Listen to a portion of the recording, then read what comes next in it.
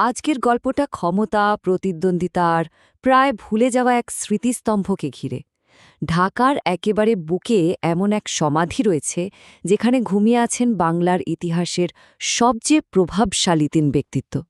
কিন্তু তার পেছনের যে গল্প তা যেন প্রায় হারিয়েই গেছে। এই প্রশ্নটাই আমাদের আজকের আলোচনার কেন্দ্রবিন্দু। আমরা এমন এক স্থাপত্যের কথা বলছি যেখানে তিনজন প্রাক্তন প্রধানমন্ত্রী চিরনিদ্রায় শায়িত আছেন, অথচ আজ সেই জায়গাটা তার মর্যাদা হারিয়ে নতুন প্রজন্মের কাছে একটা অচেনা অধ্যায় হয়ে উঠেছে। চলুন তাহলে শুরু করা যাক। এই গল্পের শুরু ঢাকার তিন নেতার মাজার থেকে, যা শুধু একটা সমাধি নয় বরং ইতিহাসের এক জীবন্ত দলিল। এখানে শায়িত আছেন ব্রিটিশ ভারতের বাংলার তিনজন প্রাক্তন প্রধানমন্ত্রী কে ফজলুল হক, হোসেন শহীদ সোহরাওয়ার্দী এবং খাজা নাজিমুদ্দিন। একবার ভাবুন তো, এমন তিনজন ব্যক্তিত্ব যাদের এক একটা সিদ্ধান্তে বদলে যেত গোটা উপমহাদেশের রাজনৈতিক মানচিত্র। কিন্তু এই ঐতিহাসিক সম্মানের বর্তমান চিত্রটা ঠিক তার উল্টো, বেশ করুণ।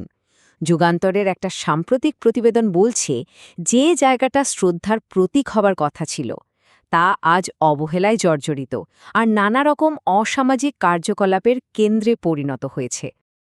এখন প্রশ্ন হল, এই পরিস্থিতিটা তৈরি হলো কিভাবে? এই স্মৃতিস্তম্ভকে ঠিকমতো বুঝতে হলে আমাদের প্রথমে জানতে হবে এর ভেতরে শায়িত মূল মানুষটিকে নিয়ে, যিনি তার সময়ে ছিলেন এক জীবন্ত কিংবদন্তি।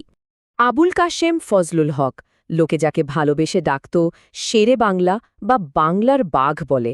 তার আপোষহীন আর তেজস্বী রাজনৈতিক অবস্থানের কারণে তিনি এই শক্তিশালী খেতাবটা পেয়েছিলেন।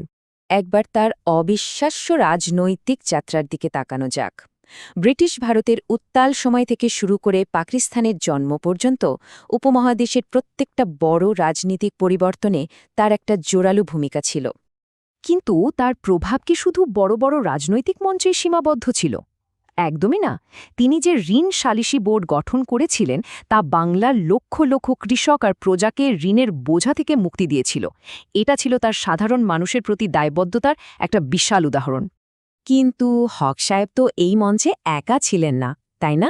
চলুন এবার তার সমসাময়িকদের দিকে একটু নজর ফেরানো যাক, যারা কখনো ছিলেন তার মিত্র, আবার কখনো ঘোর প্রতিদ্বন্দ্বী। এখানে এই দুজনের মধ্যে পার্থক্যটা বেশ স্পষ্ট। একদিকে যেমন ছিলেন সাধারণ মানুষের নেতা বাঘ, ঠিক তার বিপরীতেই ছিলেন খাজা নাজিমুদ্দিন, ঢাকার অভিজাত নবাব পরিবারের সন্তান। একজনের রাজনীতি ছিল গণমুখী, অন্যজনের অভিজাত কেন্দ্রিক। তাদের ব্যক্তিত্ব ছিল দুই মেরুর।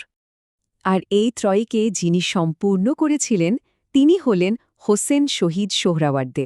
তিনি ছিলেন আরেকজন অত্যন্ত প্রভাবশালী নেতা। সেই সময়ের বাংলার জটিল রাজনীতিতে ক্ষমতার ভারসাম্য প্রায় তার মতো কুশলী নেতাদের হাতেই থাকত। এবার আসা যাক সেই ঐতিহাসিক মুহূর্তটির কথায়, যা ফজলুল হকের রাজনৈতিক জীবনকে একেবারে অমর করে রেখেছে এবং তার শেরে বাংলা পরিচয়কে আরও মজবুত করেছে। সোজা কথায়, হক সাহেব এমন এক ঘটনার কেন্দ্রবিন্দুতে ছিলেন যা থেকে পরবর্তীতে পাকিস্তান আন্দোলনের ভিত্তি তৈরি হয়। তার পেশ করা এই প্রস্তাবই উপমহাদেশের ভবিষ্যৎকে চিরদিনের জন্য বদলে দেয়।